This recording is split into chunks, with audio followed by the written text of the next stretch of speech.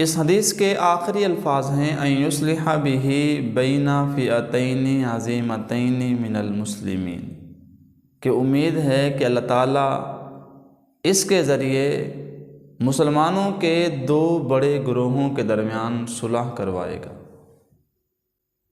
اس حدیث کا مفہوم یہ ہے، حضرت حسن رضی اللہ تعالیٰ عنہ کی فضیلت اور حضور علیہ الصلاۃ والسلام کی ایک پیش گوئی کو بیان کیا گیا۔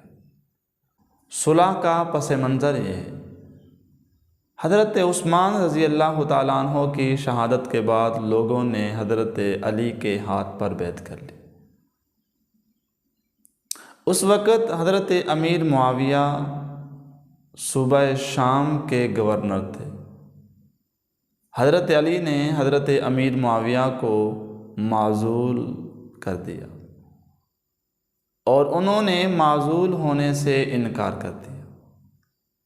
حضرت امیر معاویہ کا کہنا یہ تھا کہ پہلے عثمان کے قتل کا بدلہ لیا جائے، پھر میں آپ کے حکم کی تعمیل کروں گا۔ اس تنازع میں حضرت علی اور حضرت امیر معاویہ کے درمیان جنگ شروع ہو گئی۔ مسلمانوں کی تلواریں آپس میں ٹکرانے لگیں اور صحابہ کی جو سلطنت ہے وہ دو حصوں میں تقسیم ہو گئی۔ ایک حصے کے امیر حضرت علی اور ایک حصے کے امیر حضرت امیر معاویہ رضی اللہ تعالیٰ عنہ بن گئے۔ حضرت علی کی شہادت کے بعد لوگوں نے 40 ہجری کو حضرت حسن کو اپنا امیر بنا لیا۔ حضرت امیر معاویہ نے حضرت علی کی شہادت کے بعد 60,000 فوج کے ساتھ کوفہ کا رخ کیا۔ حضرت حسن کو اطلاع ملی تو وہ 40,000 کا لشکر لے کر مدائن کی طرف چل پڑے۔ اسی دوران حضرت امیر معاویہ کی طرف سے صلح کا پیغام آیا۔ حضرت حسن نے حضرت امیر معاویہ کے ساتھ مذاکرات کرنے کے بعد اپنی حکومت سے دستبردار ہو گئے۔ حضرت امیر معاویہ کی بیعت کر لی، جس سے اسلامی سلطنت دوبارہ ایک ہو گئی، تو مسلمانوں کی باہمی خون ریزی حضرت حسن کی صلح سے حل ہو گئی۔